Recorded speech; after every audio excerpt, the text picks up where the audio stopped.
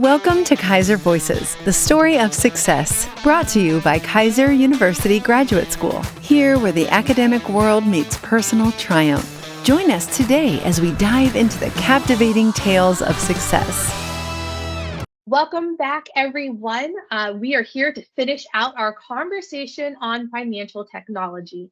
All month long, we've been able to bring in different experts to talk to all of us and educate us about what fintech is and what it means. So as we wrap up this month, we are here with Dr. Joseph Larrea. He is one of our Keiser Graduate School alumni graduating with his DBA with us. Congratulations on that. And he's also our business officer at Keiser University's eCampus. So Dr. Larrea, we're going to be talking today about payment solutions and consumer behaviors, but I think it's important to understand how we even get there. Where does or what is money? That's a great question, Heather. Thank you so much for the invitation. I'm so excited, honored to be here. Well, a brief history of money, I think, is essential to be able to understand what is it that we're going to be talking about. Payment solutions, okay, but what do we use to pay with? So if we want to start early on, we can go all the way back to 3000 BCE, ancient Mesopotamia. We're talking Egypt. You have at the time commodities such as grains, you have livestock, you have precious metals that were the most common things used for trade. Then those times, then we introduce units of weight to measure and facilitate barter. So instead of having Heather's 10 cows, I have to bring Joseph 100 chickens to go ahead and do an even barter. We can go ahead and say, well, bring me X weight of this, and that will be, we call it even. Then along come the Greeks and the Romans, and they say, well, we can make metals from gold, silver, bronze, and use that to exchange. How about that? Well, everybody loved the idea, and so did governments, rulers, and that went ahead and further standardized the monetary system. So it made it simple for long distance trade. You don't have to bring again Heather's cows or Jeff's chickens, all this length of space to be able to go ahead and engage in that commercial trade. Along come the Middle Ages, and now you have the rise of paper money. That was a great innovation. We used paper currency through the Renaissance and the age of exploration, as governments and financial institutions started using banknotes instead of bringing. Now we have coins. Let me bring my 20 containers of gold. Let me just give you, here's the note that says I'm paying you with this amount, and that should suffice, and that we can start trading in that. Then along come the Industrial Revolution, ushering a new era of banking and finance, leading up to the establishment of the central bank. So that was a great new innovation. And the 20th century witnessed the proliferation of electronic payments, was amazing. Credit cards, digital banking, and now we even have instantaneous transfers. It's a weird time to be alive, because if you think about it, we're in the times that we're talking about cryptocurrency on a daily basis. Everybody knows it has heard of Bitcoin or some sort of coin, right? But alongside with like the British pound is the oldest currency we have. It's been around for over millennia, and you dates back to the Anglo-Saxon times. You're talking about something that's still highly sought after, along the times that something that's non-tangible, non-centralized, also sought after. So what a times to be alive. I hope I did not bore you guys with that one little explanation of how we came to be with money, but that's more or less in a very, very short explanation of what money is and how it came to be. No, I think it's good that we talk about that, because what we want to move into is talking about those payment solutions. So you kind of have to understand where you've been to understand where we're going. So talking about currently, what kind of payment solutions are there? What are they, and why are they important for the economy? With payment solutions are essentially tools that we use to transact, to create transactions between individuals, between businesses, between governments. They most commonly refer to the mechanisms or the platforms that we use to transfer monetary value from one party to another. So Heather provided a service or offer a good. How can she be compensated to be able to provide that good and service? Most commonly, cash, checks, credit cards, debit cards, bank transfers, e-wallets, electronic wallets, mobile payments. We discussed cryptocurrency, and uh, now we're trying to see new things with the blockchain-based fintech innovations, which is fascinating. I'm looking forward to see what comes to be with that. In regards to your question as why is it important, then we can break it down into various topics. Efficiency would has to be number one. uh, it streamlined the financial transaction. We talked about bringing all the cattle, whatever it is that we were producing, to be able to just go ahead and transact and almost instantaneously, or instantaneously, reducing the time and effort required to complete payments. Electronic payments systems enable us to transfer uh, any amount, for a small amount to a considerable amount, and without having to go ahead and hold over all that cash. Well, I'm sending you my container of cash. Make sure that it arrives in one piece, and then good luck counting it. We don't have to worry about that. And that becomes so successful that become ingrained in the daily culture, to the point that now we hear people sell me this or Venmo me that. It just becomes part of the lingo because of how ubiquitous they become. I will also say global connectivity, because they facilitate cross-border transactions. Um, my mom lives overseas. I know that at X time of the month, she's going to say, Joseph, I forget to deposit my money. I can just go ahead and click, click, click, and be done with it, rather than, well, I'm going to hop in on the plane. I'll see you in next hours. And then it just wouldn't work. It will be too complex, too complicated. Financial inclusion. They promote financial inclusion because they provide access to banking and payment services to underserved populations. Uh, Mobile payment technologies, because they have enabled us without banking accounts. Really, you don't need a as in the past, you had to have your check-ins, your savings account to be able to transact. That's no longer the case. Security has to be paramount. It's much more secure to send you to whatever location you're at, to send you and transfer money, versus having to carry all the money around. We will put ourselves at risk. We don't want that. Convenience, because payment solutions are allowing individuals to conduct transactions anytime, anywhere, and using various devices. It's amazing what we can do with this little apparatus. I mean, we carry around our bank wherever we go. We can request money, we can send money. Cost saving, I think, is also very important, because both the business and the consumers, we used to have traditional methods that incur a lot more processing fees. That's no longer the case, is because of technological advances. And data insights, I think, is one very useful. Why is it useful? Because they allow us to gather data. We're researchers. What is it that I can do as my business? Am I buying too much of this one item? Am I buying too little? What do I need to do? Which one item or product or service do I need to pay more attention to?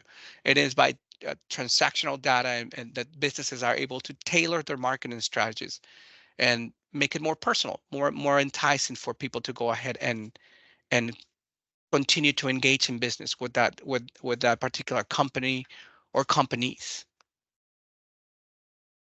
And then with that, because you kind of touched on a couple of things, you told the story about, like, for instance, you're not jumping on a plane if you need to send money to your mother every month. That's insane.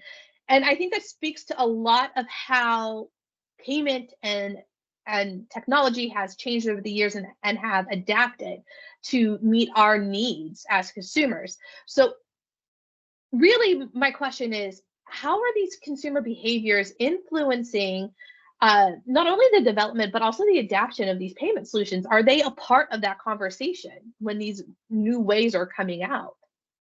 Absolutely, Heather. They play a crucial role in shaping the development and most importantly, the adoption of payment solutions. Because as technology advances and consumer preferences evolve, payment providers must also understand and respond accordingly.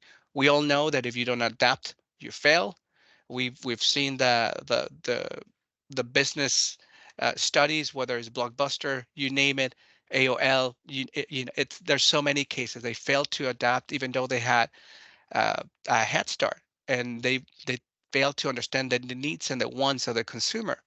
and that's not something that most businesses want to happen to them. Uh, it typically encompasses the preferences of the individuals, and you can see them when purchasing goods and services. It can vary depending on social, cultural, economic, psychological, and technological forces. Um, what is popular in this one country may not be popular in another country. What's popular in this one demographic may not be popular in another demographic, but the payment solutions nonetheless prevail. They are there. They just have different bells and whistles per se. Um, as far as what they typically include and how the consumers' behavior has been influenced, well, preference and convenience, I will say, it's at the top. The consumer typically prioritize convenience when choosing payment methods. The six solutions that offer speed, ease to use, and flexibility. Nobody wants to go, oh my God, I have to go ahead and click on this app, but then I have to run around the building 3 times, and then I have to go in and show my face, and then I need to enter. It's too long. I just needed to pay for my coffee. Uh, and I'm bored. Let me go back to just offers you a fiat, paper currency because this is too complex. I don't want it. Uh, trust and security. Consumer trust and security concerns significantly impact the payment solutions adoption. If you wouldn't go ahead and give your money and put your personal information to go in and tap into your account if you don't feel comfortable. With that said, in 2023, um, if I remember correctly, the Federal Trade Commission reported that about $10 billion, that's quite a sum, was attributed to fraud and losses. And you say, well, why would anybody continue to engage? But it sounds quite alarming until you realize that credit cards alone uh, are in the trillions of dollars of yearly transactions. So it's a small price to pay because the trust and the security is there. When you go ahead and think percentage wise, it is not significant for us to stop using it because it's mostly secure. Um, then you get stuff like reward systems and incentives. I have a few friends that if they don't use their particular card, they go insane. I need to go get my points, and they use their points to book vacations, and then that's a little too much for me. I don't know if you do that. I personally, it's a little too complex. I leave that stuff alone. Um, and it's a matter of preference. Some others don't care about the rewards and in that aspect, but they care about exclusivity. What lounge do I get access to? What special event do I get early access to? Then you have the social peer influence, which is also significant in shaping the consumer behavior. They like to adopt technology-based recommendations from friends, family, or influencers. I know for a fact that I first heard from Venmo. Venmo, it's like, what's Venmo? uh, Talking years back, and then sure enough, I started adopting it, and they made it uh, easy to use, very friendly, very user friendly. So they immediately won me over, and then I recommended it, and so on and so forth. Then you have what discussed earlier, the generational differences. What may be fun or easy to use for millennials and Gen Zers may not be so for other generations. So you have to take that into consideration. And regional preferences, what is fun here or it is popular here may not be so in other parts. In the US, we constantly hear Zelle, we hear Cash App, we hear Venmo. But if you talk to people in China, they will say, pay me via WeChat or Alipay or UnionPay. If you go to Europe, they say, send it to me through via Wise or Remitly. So it matters on where you are and what's popular in that one location. But all in all, they offer you a very similar product with small tweaks here and there. Um, then the interface, we were talking about user friendliness. I know for a fact some apps, when you go ahead and transfer some money, they go ahead and give you a celebration. You get that little dopamine hit right away. I'm like, oh, this is fun. I want to use it again. So very clever use and interface design. Then you have the resistance to change is also something that will go ahead and influence the behavior. You have uh, the resistance to change that can hinder the adoption of new payment technologies. Some consumers may be reluctant to switch from their familiar payment methods or habits. You will not get could not get my grandma to leave the checkbook alone. She lived and died by the checkbook. It was her thing. No, I can, but you can do this in Excel. Let me show. I could not do it. She was stuck in her ways, and it to each his own. But payment providers must address the consumer concerns to be able to keep up with the times. If they don't, they're going to be in deep trouble. As far as payment solutions examples that I can think of, I will say the most relevant mobile payments adoptions. We carry this thing around. No longer are the case. Oh, I'm sorry, I left my wallet at the house. I'm like, uh, we had not long ago the Girl Scout cookies and on the building, and I'm like, no, don't worry, you have your phone, we're good. I can go ahead and make that payment. So whether it's Apple Pay, Google Pay, Samsung Pay, it has driven consumer preference because it has security, because it's convenient, because it offers rewards. And I would say contactless payment. The technology was there, but it was not quite prevalent. Along came this little thing called COVID-19. We know what happened those years, and then it became more prevalent. Nobody wanted to touch anything. Because if you think about it, when we went from the credit card days, then you had to go ahead and scan the thing and get the copy and the carbon copy and mail that out, make sure that they charge you for the right things, to where we are today. It's not that far, not long ago. It's not that far back, but we've been able to advance so much that we don't even have to sign for anything. Your card is your signatures, your bond. So as far as how it plays a role, it plays a significant role in shaping the development, the adoption, and the innovation of payment solutions. So understanding the preferences, I will say the attitude, is essential for the providers, and the payment providers must traverse these complex waters to be able to adapt their strategies and to address the consumer needs. If they don't, they're not going to be around for much longer. But that's a lot. That's a lot to ask of a business, right? You have all these different consumers, as you pointed out, like regionally, that they have different preferences and different needs that need to be met. So then it goes back on to the businesses to know what those demands are, see if they can actually make those demands happen, and then roll out new technologies. I mean, how are businesses adapting to this? It is under they are under constant pressure. They know that failure to meet the demands, it is detrimental to the well-being of their institution. So they have to keep up with innovation. Uh, Essentially, not meeting the consumer demands will be the end of their business. Uh, that's why you have to offer multiple payments. Can you imagine you have your business that I only take this one method of payment. This is the one card I use. That's fine. You will get some business, but you're leaving all that extra business on the table, because if had you allow more options, you wouldn't be in that predicament. So whether it's cash, credit cards, or mobile payments, you have to offer solutions to your clientele. Invest in contactless payment. The increased demand, it is uh, it has been well recorded, again, because nobody wanted to touch anything. It was all new. We didn't know how this bug work, who was going to get what. So to make it contactless, that was brilliant. Embracing mobile payments, if you're a business, you have to allow for mobile payments for your wallet. Why I'm trying to buy this sweater, I'm trying to buy this purse, I'm trying to buy the shoes, I only have my Apple Pay. No, I'm sorry, I do not take Apple Pay, I do not take Samsung Pay, I do not take Google Pay. This person was willing to give you their hard-earned cash in a different method.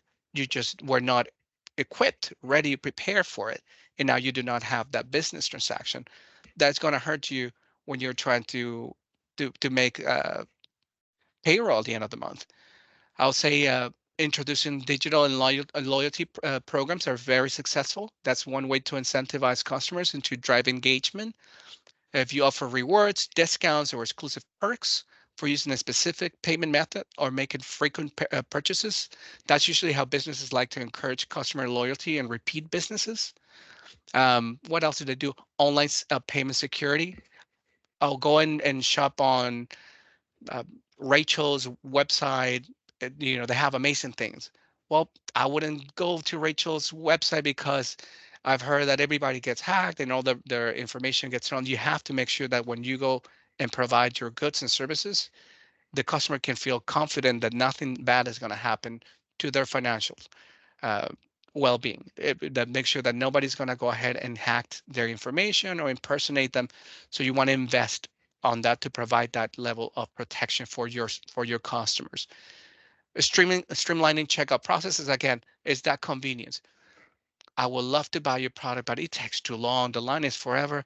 Let me know when you guys get this sorted out, and I'll be back. And earlier we were discussing QR codes. They seem to be ubiquitous. There's no commercial nowadays that you can watch that does not have a QR code because how efficient they are. Just go ahead, bring out your mobile computer that we call phone or supercomputer, and just go ahead, pull out the camera, and voila, you have it ready to go. Just go ahead and complete that transaction. And if you want to go and make it even more personalized, you can cater that experience to be individualized as possible. Um, to be able to figure out and the likes and the wants of the individuals is not uncommon that you can see when you're trying to make a transaction. Oh, it's your birthday, things that they pay attention to. As your anniversary is coming up, so it makes you, oh, you know what, this particular payment option is thought of me or it care for me, so I'm going to continue to use it. So it's very clever ways to use it. um, I'll say I would like to probably wrap it up. Sorry if I'm being too long with my answers. You have to be actively and adapting to new payment technologies. It's the only way uh, to keep up with the demand. So whether it's convenience, security, or speed, or rewards, whatever you choose to do, you must. Or QR codes, whatever works for you, figure out what it is that your particular clientele wants and meet their needs, so you stay afloat for longer. So you've talked a lot about um, adapting, right? Being open to adapting, develop new technologies, and being understanding of what the consumer is looking for, so that way you can stay successful as a business. Looking to the future, what are some other opportunities or even challenges that not only the business but the consumer will be facing when it comes to payment solutions? Well, businesses and consumers both, they face a myriad of challenges and opportunities in the realm of payment solutions. The rapid pace of technological innovation, the shift in consumer preferences creates both obstacles and opportunities as far as growth is concerned. I would say some of the challenges, number one, security. We talked billions, which is no a small factor, but what can businesses do? We can enable two-factor authentication. We can go ahead and provide better monitoring of your account activity. I'll alert you, hey, I see some suspicious account. Um, I know for a fact that that has happened to me when they go ahead and text me, did you approve or deny certain transaction because it did not go on the radius um, of my zip code. So they've gotten better about it rather than just saying, hey, too bad, so sad, you lost your money. They understand that that is not an option. You have to protect the client. Regulatory compliance is going to be a challenge because all the businesses that operate in payment solutions have to abide by the regulations, right? And they're governed by numerous authorities. You have the the PCI, you have DSS, that's a payment card industry and data security standard.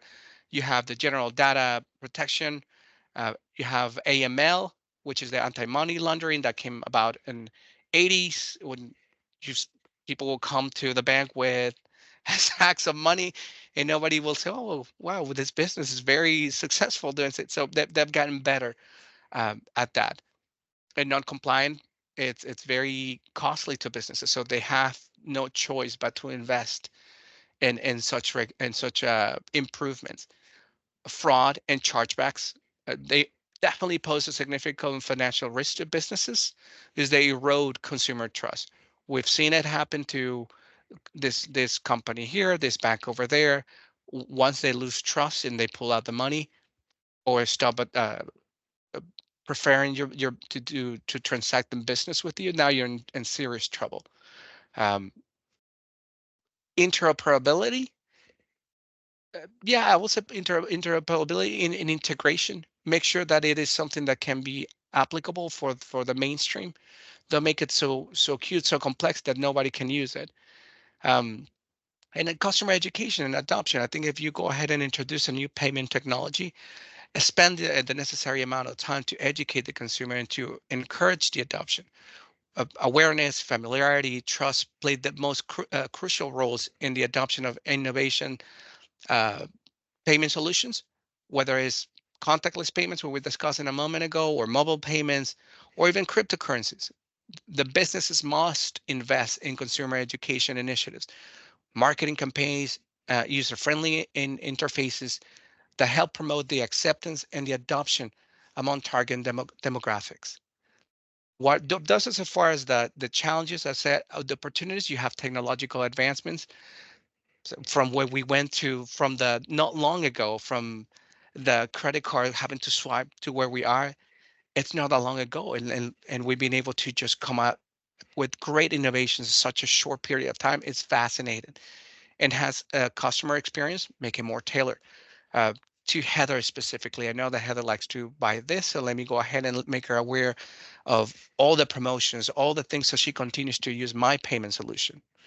Um, Financial inclusion and accessibility, because they have the potential to promote financial inclusion. We know that it has been a great success with digital wallets and mobile payments because they're peer to peer. So I don't have to go to the bank or write you a check. So now you have to go to the bank. I can cut the middleman and just send you the money directly to you. I think that was a brilliant innovation. The data driven and personalization, because they leverage the data. That's very important. Data driven insights at the end enable businesses to make informed decisions. They help us drive growth, and they help us most importantly enhance the customer experience. You don't want to go to the store uh, looking for something that they don't have because they did not take the time to do proper inventory, to look at the data they had access to. You know what? I'm going to go to the other store that did take the time. And the global expansion and the market opportunities. The businesses that embrace internationalization, they can diversify revenue streams. We can see it with whatever company, whether it's Coca-Cola, whether it's Burger King coming here, whether it's McDonald's going abroad. They were able to expand and their businesses. And if you can do that alone, uh, payment solutions, it's a winning strategy. I don't think there's much to doubt in that aspect. So they need to prioritize security compliance because it's expensive not to comply. They need to educate the customer, and the consumer is going to have to stay informed and stay vigilant and stay adaptable, because just because it's new doesn't mean it's better. You have to make sure that it works. So I will say it has to be a partnership between the solution as well as staying as an informed customer. And how do our listeners, how the consumers, how do they stay informed about the latest, developments in these technologies and even consumer trends? You have a couple of options. I say industry publications and news outlets. Uh, it's usually what I like to do. I still to this day stay subscribed to the Wall Street Journal because it's an old habit of when I was back in finance school. Uh, Subscribe to publication, whether it's Payment Source, whether it's Finextra, whether it's Payments. They help you provide access to in-depth analysis. You have market insights. You have the news about our emerging technologies, which is very exciting. You have regulatory developments. You know whether to use or not to use one, because whether they're going to go up, under, or if they're going to stay afloat, and as well as industry trends. If you can see that more people are using this particular route versus another one, I think that helps you stay informed. Podcasts, shameless plug. Make sure that if you're listening, that you are subscribed to this amazing podcast. Um, and webinars, whether it's listening to an industry specific, if you're into banking, or if you want to invest in this particular case, uh, if it's the fintech blueprint is it's one that I like to listen to, whether it's the payments podcast or the fintech insider. They are all great, easy to access. They're on most platforms, so it's just a click away or a search away, and then you can stay in the know. Conferences and events, if you're more serious, if you actually want to attend to something that you are very passionate about, um, professional associations or networking groups along those lines. If you want to go into become associated with the Electronic Transaction Association, that's the ATA, you can do that as well to stay in the know. market research and reports and studies. That's if I think if you're going to go and be more professorial about it, if you want to write more in depth, more scientific approach to it, and then just continue to educate yourself. If it's something that you feel very passionate, you can get a certification in payments. So there's the CPP, Certification Payment Professional, uh, which is a designation offered by ETA. If you want to be a professional specialized in knowledge and recognition in the payment industry, and you have expert blogs. There are a few dozens out there. Most well known probably Ron Shevlin, Jim Maru, Brett King. They always share their thoughts, and they can sometimes be a little thought provoking, but very knowledgeable individuals nonetheless. And you may never know. You have friends and family that just like we get exposed to. Hey, did you try that Venmo? Did you try the Zelle thing? Once you get exposed, find out a little more. Don't be afraid to ask and to dive into the unknown. Okay, so that sounds very cool what you did, and you get this reward. Can you tell me a little bit more about it? Stay hungry for knowledge. I think it will be beneficial because payment solution is it's constantly changing. But I think if you stay curious, it will be very beneficial to you. Awesome. So we went from bartering and trading of goods all the way to electronic wallets that you don't even need a physical card or cash or items or chickens or cows carrying around with you, as we've talked about financial technology and the journey that has taken place because of consumer behaviors in regards to payment solutions. Thank you, Dr. Larrea, for connecting with us today and providing us some very valuable insights in this conversation. It's been an honor to have you on this podcast today. Thank you so much, Heather. It has been an honor for having me. Thank you so much. I hope you guys enjoy. Yeah. And we look forward to the continued conversations as we finish taking a look at financial technology. If you want to be part of the conversation and stay up to date with all of our topics, whether it's financial technology, leadership, or some of these other amazing topics we have spoken about so far on Keiser Voices, be sure to subscribe, like, and follow, and even set up notifications to know when the next episode drops. We hope to catch you guys soon, and we hope you enjoy today's episode. Thank you for journeying with us today on Keiser Voices, the story of success. As we close this chapter, remember every story has its next page.